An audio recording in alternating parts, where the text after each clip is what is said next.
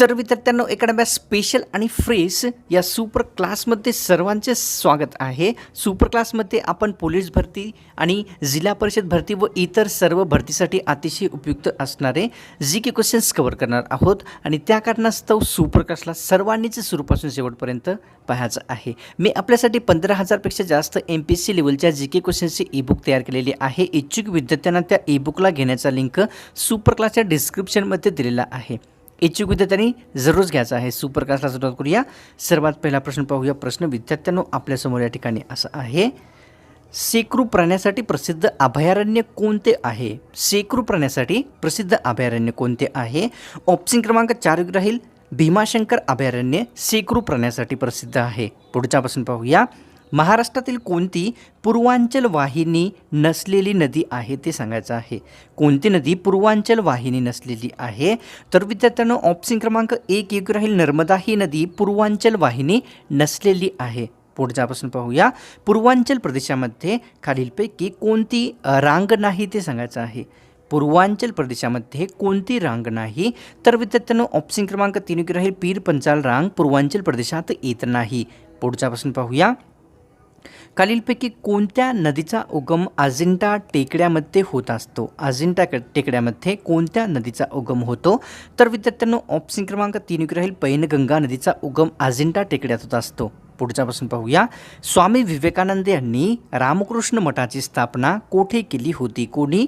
स्वामी विवेकानंद यांनी रामकृष्ण मठाची स्थापना कोठे केली होती? ऑप्शन क्रमांक 1 राहील पश्चिम बंगाल येथे रामकृष्ण मठाची स्थापना झाली होती। पुढचा प्रश्न पाहूया। भारतरत्न प्राप्त करणारे सर्वात तरुण व्यक्ती खालीलपैकी कोणते ठरलेले आहेत? तरुण व्यक्ती भारतरत्न प्राप्त करणारे कोण आहेत? ऑप्शन क्रमांक 3 राहील सचिन तेंडुलकर भारतरत्न प्राप्त करणारे सर्वात तरुण व्यक्ती ठरलेले आहेत। पुढचा प्रश्न पाहूया। भारतरत्न प्राप्त करणारे सर्वात वृद्ध व्यक्ती कोण आहेत? सर्वात वृद्ध व्यक्ती भारतरत्न प्राप्त करणारे कोणते आहे? ऑप्शन क्रमांक 3 राहील महर्षी कर्वे हे सर्वात वृद्ध व्यक्ती ज्यांना भारतरत्न प्राप्त झाला आहे। पुढचा प्रश्न पाहूया। ब्रिक्स संघटनेमध्ये एकूण किती देशांचा समावेश आहे? संघटना आहे ब्रिक्स, या संघटनेत किती देशांचा समावेश आहे? ऑप्शन क्रमांक 4 राहील 11 देशांचा समावेश विद्यार्थ्यांनो ब्रिक्स संघटनेत आहे। पुढचा प्रश्न पाहूया। महाराष्ट्रातील एकूण क्षेत्रफळापैकी 3/4 भागामध्ये कोणती मृदा पाहावयास मिळते? महाराष्ट्रातील एकूण क्षेत्रफळापैकी 3/4 जी मृदा आहे कोणती आहे? ऑप्शन क्रमांक 2 राहील रेगूर मृदा महाराष्ट्रातील क्षेत्रफळापैकी 3/4 भागात पाहावयास मिळते। पुढचा प्रश्न पाहूया। भारताची वाईन कॅपिटल असे कोणत्या जिल्ह्याला म्हणतात? वाईन कॅपिटल या ठिकाणी कोणत्या जिल्ह्याला म्हणतात? ऑप्शन क्रमांक विद्यार्थ्यांना 2 राहील नाशिक जिल्ह्याला भारताची वाईन कॅपिटल म्हटले जाते। पुढचा प्रश्न पाहूया। कोणत्या वृत्तपत्रामध्ये पूर्वी उच्च न्यायालयाचे निकाल दिले जात होते ते सांगायचं आहे। पूर्वी उच्च न्यायालयाचे निकाल खालीलपैकी कोणत्या वृत्तपत्रात दिले जात होते? ऑप्शन क्रमांक 1 राहील नेटिव्ह ओपिनियन वृत्तपत्रामध्ये उच्च न्यायालयाचे सर्व निकाले पहिले दिले जात होते। पुढचा प्रश्न पाहूया। खालीलपैकी कोणत्या ठिकाणी अणुऊर्जा प्रकल्प स्थित नाही ते सांगायचं आहे। कोणत्या ठिकाणी अणुऊर्जा प्रकल्प स्थित नाही? ऑप्शन क्रमांक विद्यार्थ्यांनो 2 राहील नैवाली या ठिकाणी अणुऊर्जा प्रकल्प स्थित नाही। तसेच कुंदनकुलम, रावतभाटा, कल्पकम या सर्व ठिकाणी अणुऊर्जा प्रकल्प स्थित आहेत। पुढचा प्रश्न पाहूया। आकस्मिक निधी कोणत्या कलमानुसार उभारला जात असतो? राज्यघटनेतील कोणत्या कलमानुसार आकस्मिक निधी उभारला जातो? तर विद्यार्थ्यांनो ऑप्शन क्रमांक 2 राहील 267 या कलमानुसार आकस्मिक निधी उभारण्यात येत असतो। पुढचा प्रश्न पाहूया। ब्रह्मपुत्र नदीला कोणत्या राज्याचे दुःख अश्रू म्हटले जाते? नदी आहे विद्यार्थ्यांनो ब्रह्मपुत्र नदीला कोणत्या राज्याचे दुःख अश्रू म्हणतात? ऑप्शन क्रमांक 2 राहील आसाम राज्याचे दुःख अश्रू ब्रह्मपुत्रा नदीस म्हटले जाते। पुढचा प्रश्न पाहूया। पांढऱ्या पेशींची निर्मिती शरीरामध्ये कोणत्या ठिकाणी होते? पेशी आहेत पांढऱ्या पेशींची निर्मिती कोणत्या ठिकाणी शरीरात होत असते? ऑप्शन क्रमांक 1 राहील अस्थिमज्जा या ठिकाणी पांढऱ्या पेशींची निर्मिती होत असते। पुढचा प्रश्न पाहूया। हवेमधील दमटपणा मोजण्याचे उपकरण खालीलपैकी कोणते आहे? हवेतील दमटपणा मोजण्याचे उपकरण कोणते आहे? तर विद्यार्थ्यांनो ऑप्शन क्रमांक आपल्यासमोर 1 राहील हायग्रोमीटर हे जे आहे हवेतील दमटपणा मोजण्याचे उपकरण आहे। पुढचा प्रश्न पाहूया। कोणत्या आजारामध्ये रुग्णास प्रकाश सहन होत नाही? प्रकाश सहन कोणत्या आजारात होत नसतो? ऑप्शन क्रमांक 4 राहील धनुर्वात या आजारामध्ये रुग्णाचे आहे प्रकाश मुळीच सहन होत नाही. पुढच्यापासून पाहूया. भारतरत्न पुरस्काराचा आकार कशाच्या पानासारखा असतो ते सांगायचं आहे. पुरस्कार आहे भारतरत्न पुरस्काराचा आकार जो आहे कशाच्या पानासारखा आहे? ऑप्शन क्रमांक 3 राहील पिंपळाच्या झाडाच्या पाण्याच्या आकाराचा भारतरत्न पुरस्काराचा आकार असतो. पुढच्यापासून पाहूया. आहारामध्ये ऊर्जेचे प्रमुख स्रोत खालीलपैकी कोणते आहे? ऊर्जेचे प्रमुख स्रोत आहारातील कोणते आहे? ऑप्शन क्रमांक 1 राहील कर्बोदके हे आहारातील ऊर्जेचे एक प्रमुख स्रोत असते. पुढच्यापासून पाहूया. रक्त देणाऱ्या व्यक्तींचे वजन कितीपेक्षा जास्त असावे लागते किंवा कितीपेक्षा कमी असणे म्हणजे की कमी नसू नये. रक्त देणाऱ्या व्यक्तीचे जे वजन आहे विद्यार्थ्यांनो कितीपेक्षा जास्त असावे लागते? ऑप्शन क्रमांक 2 राहील 45पेक्षा जास्त जे वय आहे रक्त देणाऱ्या वजन आहे रक्त देणाऱ्या व्यक्तीचे असावे लागते. पुढच्यापासून पाहूया. दांडी यात्रेतील साबरमती ते दांडी यातील अंतर किती किलोमीटरचे आहे? दांडी यात्रेतील साबरमती ते दांडीमधील जे अंतर आहे किती किलोमीटरचे होते? ऑप्शन क्रमांक विद्यार्थ्यांनो आपल्यासमोर 1 राहील 241 किलोमीटरचे दांडी यात्रेतील साबरमती ते दांडी येथील जे आहे अंतर होते. पुढच्यापासून पाहूया. साबरमती ते दांडीकडे जाण्यासाठी एकूण किती दिवसाचा कालावधी लागलेला होता? दांडी यात्रेमध्ये साबरमती ते दांडीकडे जाण्यासाठी एकूण किती दिवसाचा कालावधी लागला होता? ऑप्शन क्रमांक 2 राहील 25 दिवसाचा कालावधी जो आहे दांडी यात्रेमध्ये साबरमती ते दांडीकडे जाण्यासाठी लागलेला होता. पुढच्यापासून पाहूया. छत्रपती शिवाजी महाराजांच्या राज्याभिषेकावेळी काढलेली नाणी खालीलपैकी कोणती आहेत? छत्रपती शिवाजी महाराजांच्या राज्याभिषेकाच्या वेळी जे आहे कोणती नाणी काढली होती? ऑप्शन क्रमांक 4 राहील शिवराई नाणी जे आहे छत्रपती शिवाजी महाराज यांच्या राज्याभिषेकावेळी काढलेली होती. पुढच्यापासून पाहूया. कोणत्याही क्षेत्रातील होणाऱ्या हळूहळू बदलास काय म्हटले जाते? हळूहळू होणाऱ्या कोणत्याही क्षेत्रातील बदलाला काय म्हणतात?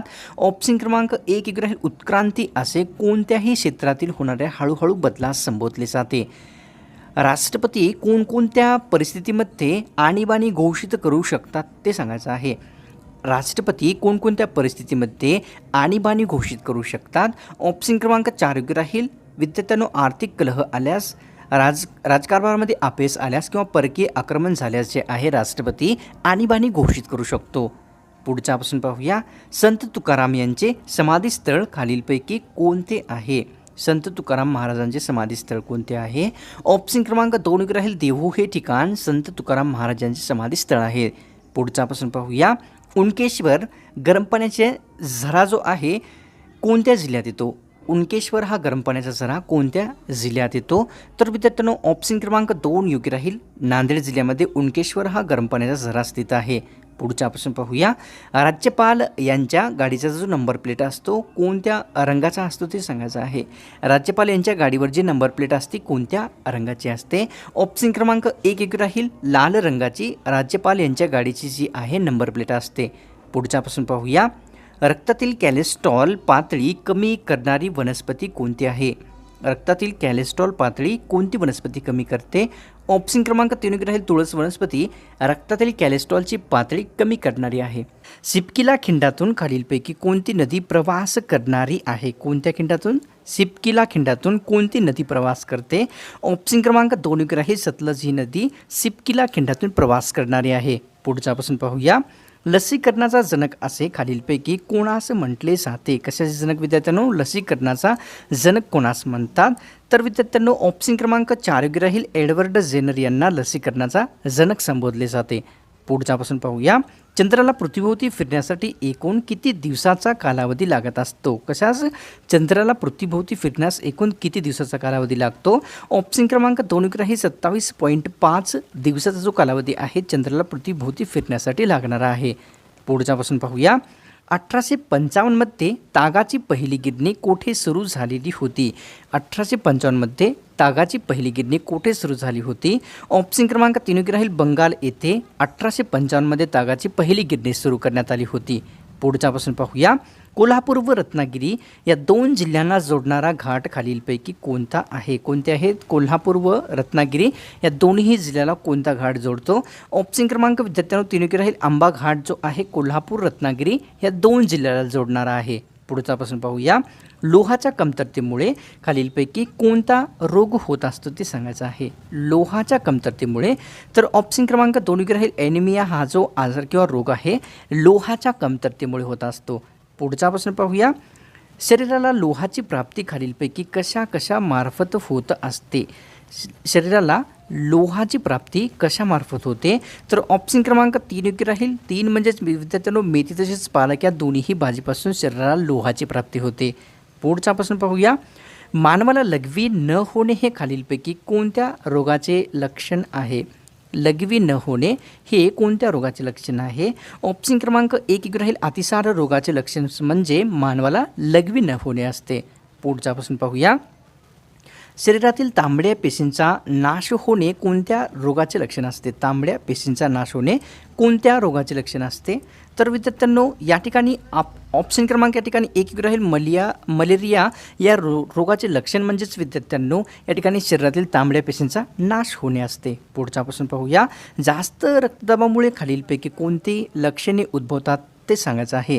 जास्त रक्तदाबामुळे कोणकोणती लक्षणे उद्भवत असतात तर विद्यार्थ्यांनो ऑप्शन क्रमांक 4 योग्य राहील. 4 म्हणजे या ठिकाणी लकवा येणे, झटके येणे व बेशुद्धी येणे ही सर्व जी लक्षणे आहेत अति जास्त रक्तदाबामुळे उद्भवतात. पुढचा प्रश्न पाहूया.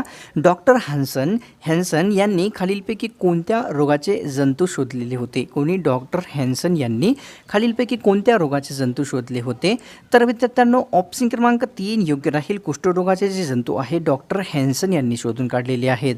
उष्णतेवर संशोधन करून ती एक शक्ती आहे असे कोणी दाखवून दिलेले होते. उष्णतेवर संशोधन करून ती एक शक्ती आहे असे कोणी दाखवले होते तर विद्यार्थ्यांनो ऑप्शन क्रमांक 1 राहील. बेंजामिन थॉम्सन यांनी उष्णतेवर संशोधन करून ती एक शक्ती आहे असे दाखवले होते. पुढचा प्रश्न पाहूया.